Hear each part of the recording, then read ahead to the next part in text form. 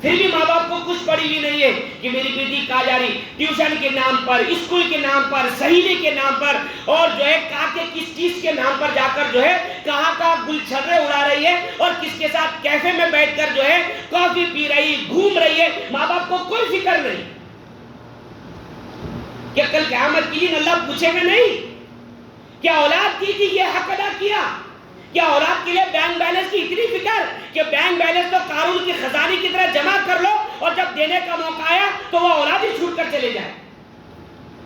آج ہماری اولاد کیا یہ راتوں میں جو چوراہوں پر بیٹھ کر اور پنچر رکشہ میں بیٹھ کر، گلی کوچوں میں بیٹھ کر، اور اس کے پیچھے دیوار کے پیچھے چھپ کر کہ کیا کوئی مکیش امبانی کی دولت کا حساب لگاتے بیٹھے ہو؟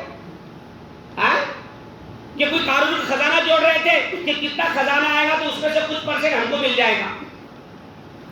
یہ جو نیٹ جو ابھی جو اتنا مل رہا 2 GB 3 GB 5 GB یہ بربادی کے لیے ہے، یہ کوئی ہماری کامیابی کے لیے نہیں. ابھی 4-5 سال پہلے کی بات ہے کہ 1 GB 1 مہینے کے لیے چلتا تھا تو بھی بہت زیادہ لگتا تھا، اور اب تو لوگوں کو، نوجوانوں کو 2 GB روز کا بھی کم پڑ گیا. تو کیا کر رہی ہے؟ ہاں، اس سے کیا ہو رہا؟ فرینڈشپ، فالوورز اور کیا کیا بڑھا رہے بس. ارے یہ بڑھانے سے کیا جنت کے کچھ درجات بلند ہوں گے؟ یہ دیکھو، یہ معاشرہ صرف جمعے کے بیان سے سدھرنے والا نہیں ہے. ہاں، امام کا کام ہے، کئی لوگ بولتے ہیں مفتی صاحب کتنا بھی بولو سدھرنے والے نہیں ہے، لیکن یہ میری ذمہ داری ہے. کلکم راعٍ وکلکم مسئول عن رعیتہ. کل قیامت کی جب اللہ مجھ سے پوچھے گا کہ تیرے معاشرے میں، تیرے سماج کے اندر، تیرے محلے میں، تیرے شہر میں یہ چیز ہو رہی تھی، تو نے کیا کیا؟ اس کے سب سے بڑے ذمہ دار آپ ہیں. اگر اولاد آپ کی ہے تو آپ کی ذمہ داری ہے. اگر آپ کی لڑکی، دیکھو میں یہ کہتا ہوں آپ اپنے بچوں کو اچھی کالج میں پڑھاؤ، لیکن اس کا اتنا اسٹرکٹ رکھو. 12 بجے کی اسکول ہے، 12 بجے اگر آپ بڑی نوجوان بچی ہے اپنی ذمہ داری پر اس کو پڑھاؤ. آپ اس کی پوری خبر گیری لو، کس کے پاس جا رہی، کس سے مل رہی، اس کے دوست کون ہے، سہیلیاں کون ہے، فلاں کون ہے، ہمتا کون ہے. یہ ساری ذمہ داری ایک باپ کی اور ایک ماں کی ہونا چاہیے. بڑے بڑے واقعات ہو جا رہے، بڑے بڑے وہ فیصلے کر ڈال رہے، جب تک ماں باپ کو کچھ فکر ہی نہیں. چراغ تلے بالکل اندھیرا ہی اندھیرا نظر آ رہا. اور جب باپ کو، ماں کو بولو کہ ایسا ہوا تو ماں باپ جو ہے اپنی شریفوں کے جو ہے پل باندھنے سے تکڑے نہیں. ایسا ہو ہی نہیں سکتا. جب منہ کالا کر رہی ہے، کئی واقعات ہیں. اب ہم پہلے سوچتے تھے ارے یہ دلی میں ہوتا، وہ ناگپور میں ہوتا، وہ فلاں شہروں میں. ارے اب ہمارے شہروں میں ہو رہا، ہمارے محلوں میں ہو رہا. اور ہماری نوجوانوں کو، ہمارے بزرگوں کو کوئی پڑی بھی نہیں. اس لیے میرے نوجوان بزرگ، اور اللہ نے اولاد دی ہے، اولاد دی، اس کی قدر کرو. اگر ہم نے اولاد کی قدر نہیں کی، یہ اتنی قیمتی نعمت ہے کہ اگر یہ قیمتی نعمت نہیں ہوتی تو اللہ کے رسول صلی اللہ علیہ وسلم کو حضرت عائشہ صدیقہ رضی اللہ تعالیٰ عنہ، جب آپ کے پاس ایک مرتبہ جو ہے اللہ کے رسول صلی اللہ علیہ وسلم جو ہے مسجد نبوی میں بیٹھے تھے، اور آپ کے پاس ماں عائشہ صدیقہ رضی اللہ تعالیٰ عنہ اپنی گود کے اندر ایک بچے کو لے کر آئی، اور ایسی دور پردے کا لحاظ کرتے ہوئے دور کھڑی ہو گئی. اللہ کے رسول صلی اللہ علیہ وسلم کی نگاہ آپ پر پڑ گئی، حضرت عائشہ پر، اور دونوں کی نگاہ مل گئی. تو اللہ کے رسول صلی اللہ علیہ وسلم سمجھ گئے کہ عائشہ کیا چاہ رہی ہے. چونکہ آپ کی 11 بیویوں میں سے صرف حضرت عائشہ جو تھی وہ کنواری تھی، باقی سب آپ کی کوئی بیوہ، شادی شدہ، پہلے 1 سے 2 سے شادی ہو چکی تھی. اب اللہ کے رسول صلی اللہ علیہ وسلم سے حضرت عائشہ سے کوئی اولاد نہیں تھی. اللہ کے رسول کو ظاہر سی بات ہے، عورت ہے، ہر عورت کے دل میں خواہش ہوتی کہ میری گود سونی نہ رہے، اس کے اندر کوئی پھول کھلے، میرا آنگن سونا نہ رہے، اس کے اندر کوئی گلاب کھلے. اب عائشہ صدیقہ رضی اللہ تعالیٰ عنہ حسرت بھری نگاہ سے ہمارے نبی کی طرف دیکھ رہے. اللہ کے نبی نے فرمایا عائشہ یہ اولاد کا دینا میرے اختیار میں نہیں ہے، وہ اس خدا کے اختیار میں. اگر مقدر میں ہوگا اللہ رب العزت ضرور اولاد دے گا. اگر اولاد مقدر میں نہیں لکھی ہے تو اولاد ملنے والی اتنی قیمتی ہے. اگر ہمیں اللہ نے بغیر مانگے دی ہے تو خدا کی قسم اس کی ذمہ داری بھی ہے. آج تو کیا حال ہو گیا، نوجوان اپنی جوانی کی کوئی قدر نہیں کر رہا، بلکہ بس تو اب تو موبائل کے ذریعے سے، انٹرنیٹ اور یہ جو ساری چیزوں کے ذریعے سے یہ دل و دماغ میں ٹھوسا جا رہا ہے، بھرا جا رہا ہے کہ جوانی صرف عیش کرنے کے لیے ہے۔ ہاں یہ بتا دیا گیا کہ 4 دن کی زندگی ہے، خوب عیش کر لو۔ ہاں کہ جوانی اس لیے دی گئی کہ اللہ کے رسول صلی اللہ علیہ وسلم کے کیا آپ کی جوانی نہیں تھی؟ آپ کو جوانی نہیں ملی تھی، صحابہ کرام کو جوانی نہیں ملی تھی۔ حضرت محمد بن قاسم، اگر صحابہ کی دور کو چھوڑ دو، تابعین تبع تابعین کی دور کو چھوڑ دو، اس ملک پر، سندھ پر سب سے پہلے اسلامی لشکر جو آیا وہ محمد بن قاسم کی سپہ سالاری کی آپ کی قیادت کے اندر آیا۔ اور وہ محمد بن قاسم کیا عمر تھی ان کی؟ 17 سال کی عمر میں کئی لاکھ جو ہے فوجوں کا سپہ سالار بن کر محمد بن قاسم آئے اور انہوں نے جو ہے سندھ پر حملہ کیا تھا۔ کیا عمر تھی؟ 17 سال کی۔ اور ہمارے تو 25 کا ڈنگرا ہو جاتا جب تک بولتے کہ پیر پہ کھڑے نہیں ہوا ابھی تک وہ 25 کا ہو جا رہا ابھی تک وہ 2 دانتی نہیں ہو رہا۔ ہاں انہیں قربانی کی لائق کی میں نے ابھی تو 25 کا ہونے بعد بھی وہ 17 کے ہو گئے تھے۔ اور انہوں نے کیا مہارت ہوگی ان کی اور کیا تجربہ ہوگا کہ سپہ سالار بننا کوئی معمولی بات ہوتی؟ ہاں وہ کوئی 11 کھلاڑی کی کرکٹ کی ٹیم نہیں تھی کہ چلے بیٹ بال لے کر اور کھیلے اور کیپٹن بنا دیے۔ ہاں سپہ سالار تھے وہ، ان کی مہارت، ان کی سوچ، ان کی صلاحیت، ان کی قیادت، 17 سال کی عمر میں انہوں نے سندھ کو فتح کیا تھا۔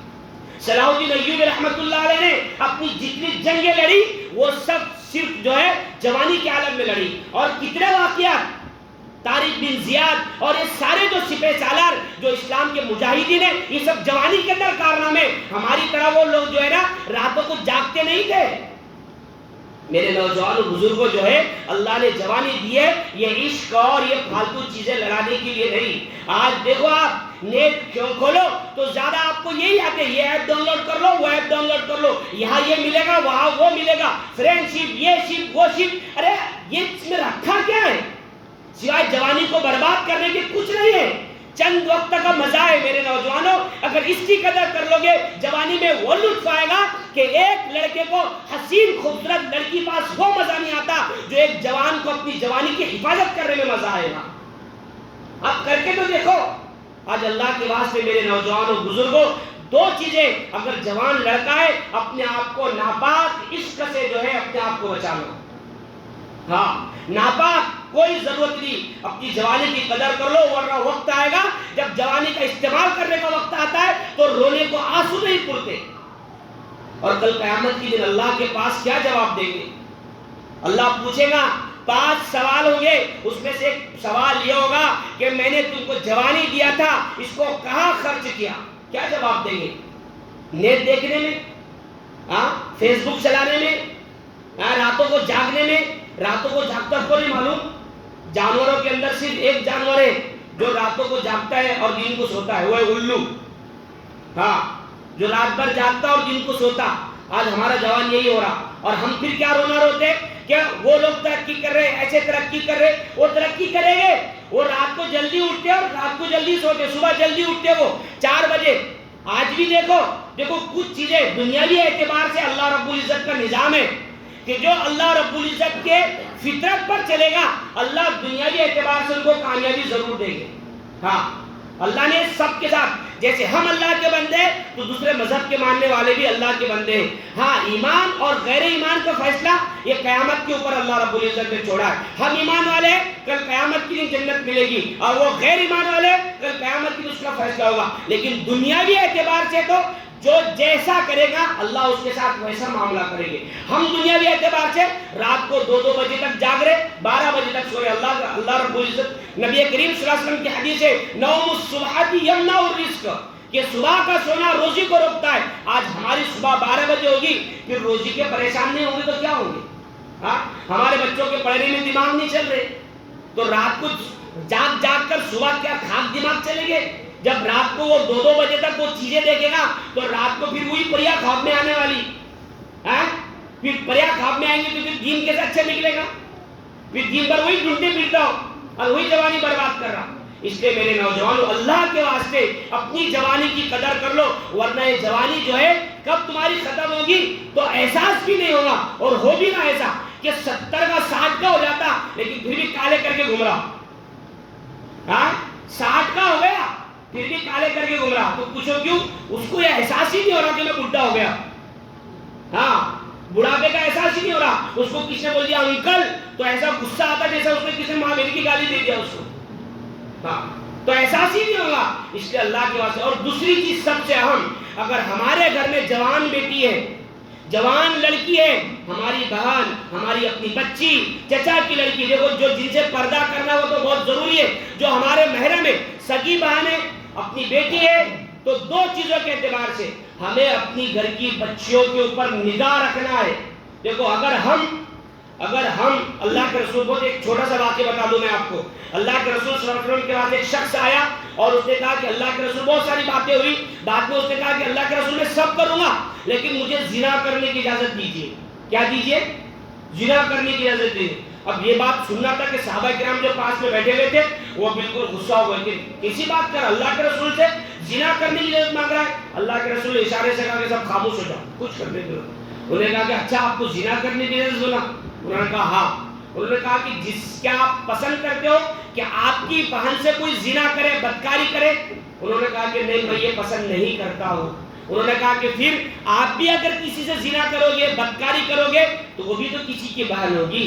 اگر آپ پسند کرتے ہو کہ آپ کی ماں سے کوئی زنا کرے، بدکاری کرے، اس نے کہا کہ نہیں، تو پھر آپ جس سے بدکاری کرو گے وہ بھی کسی کی ماں ہوگی. اللہ کے رسول نے مختلف رشتے بتائے، اس کو لمبی چوڑی حدیثیں، اس کے بعد دل میں بات سمجھ میں آئے. آج ہمارے نوجوان اگر ہم جیسے یہ پسند نہیں کرتے کہ ہماری بہن کے اوپر، ہماری بیٹی کے اوپر، ہمارے اپنے رشتہ دار کے اوپر کوئی غلط نگاہ ڈالے، تو ایسی اگر یہ پسند نہیں کرتے تو ہم کس کے ساتھ یہ گندا کام کر رہے، ہم کسی کے ساتھ عشق اور لڑا رہے، تو وہ بھی تو کسی کی بہن ہوگی. اپنی بہن کی حفاظت کرنا سیکھے، انشاءاللہ ہم دوسروں کی بہن کی حفاظت کریں گے، اللہ ہماری اپنی عزت کو بچائے گا، ہماری بہنوں کی حفاظت کرے گا. آج ہماری بچیاں جو ہے کالج کے نام پر، ٹیوشن کے نام پر، اس کے نام پر جو ہے غلط راستے پر نادانی کی وجہ سے بھٹک رہے. یہ ہماری اپنی ذمہ داری ہے کہ ہم خود بھی اپنی حفاظت کریں، اپنی نوجوانوں کی بھی حفاظت کریں، اپنی بچیوں کی بھی حفاظت کریں، ان پر نگاہ رکھیں وہ کب آ رہی ہے، کب جا رہی ہے، کس سے مل رہی ہے. یہ ساری ذمہ داری آپ کی.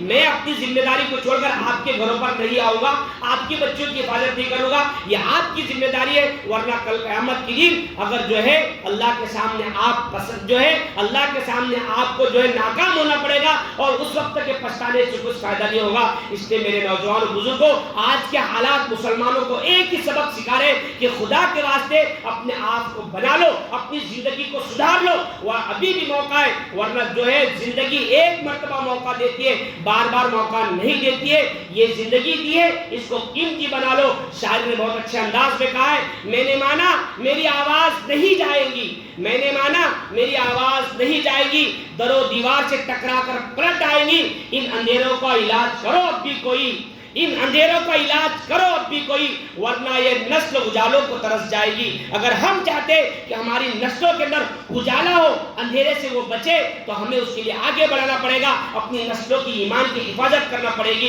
ورنہ جو ہے ہماری نسلیں جو ہے ہمارے مرنے کے بعد ہماری قبروں پر آ کر درود فاتحہ نہیں، ہمیں گالیاں دے کر جائے گی کہ یہ ہمارے بھائی تھے، یہ ہمارے ماں باپ تھے جنہوں نے ہماری کوئی فکر نہیں کی. اس لیے اگر ہم چاہتے کہ ہماری نسلیں ہمارے مرنے کے بعد درود فاتحہ پڑھے، ہمارے لیے کچھ بخشش کا سامان کرے، تو ہمیں ان کی ایمان کی فکر کرنا پڑے گی. اللہ رب العزت ہمیں ان باتوں پر عمل کرنے کی توفیق عطا فرمائے. وآخر دعوانا الحمدللہ رب العالمین.